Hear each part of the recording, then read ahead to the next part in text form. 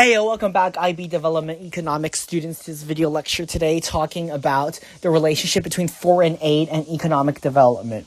So first of all, in this video, we're going to be talking about the types, the forms of aid, the types of aid, the classifications of aid, as well as the problems with foreign aid. So the benefits of foreign aid are quite clear. So we're just going to be talking about the problems. The benefits, of course, is injection of capital, increased money, increased supplies, increased development, and stuff like that. However, the problems may not be so clear. Okay, so what are the aims of foreign aid? The aims of foreign aid is to promote economic and social development in a country.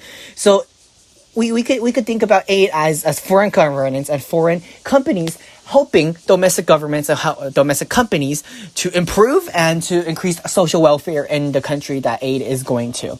So what are some forms of aid? There's basically two types. Official development assistance and unofficial aid. So official aid is between two governments. For example, China and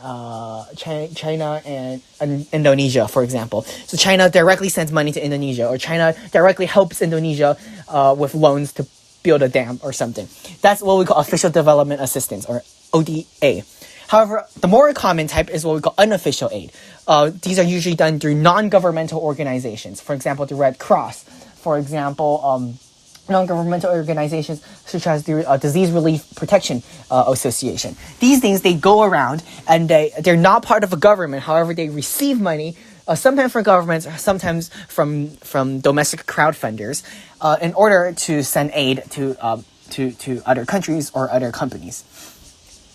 So what are some types of aid? There's basically two types. They're what we call the humanitarian aid to solve short-term suffering. For example, after Hurricane Katrina, there is a lot of property damage. Foreign aid Canada, Europe helps a lot by sending money, by sending food, medicine, emergency, equipment, workers. These are what we call short-term suffering aid or humanitarian aid. However, what's more important here is to examine development aid. These are what we call long-term aid. For example, when China goes to foreign governments to help them build highways, to help them build infrastructure projects. These are what we call development aid.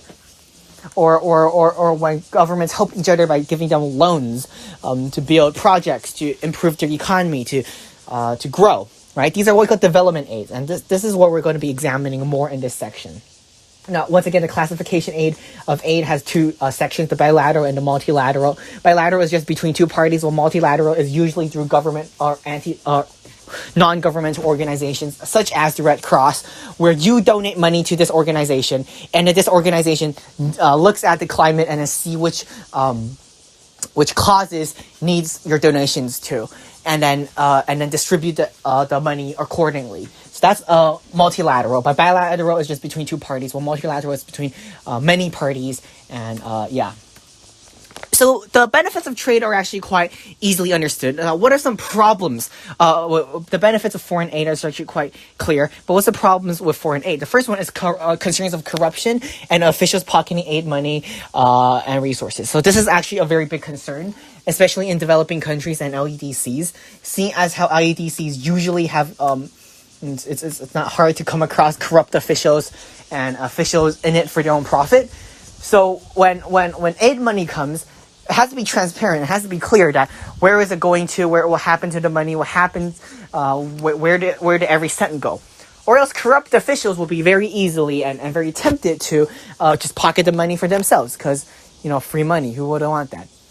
So corruption, of course, in lots of African countries and South Asian countries, corruption is a major issue. And the solution is not so transparent, it's not so easy to solve long-lasting cultural and institutional issues such as corruption.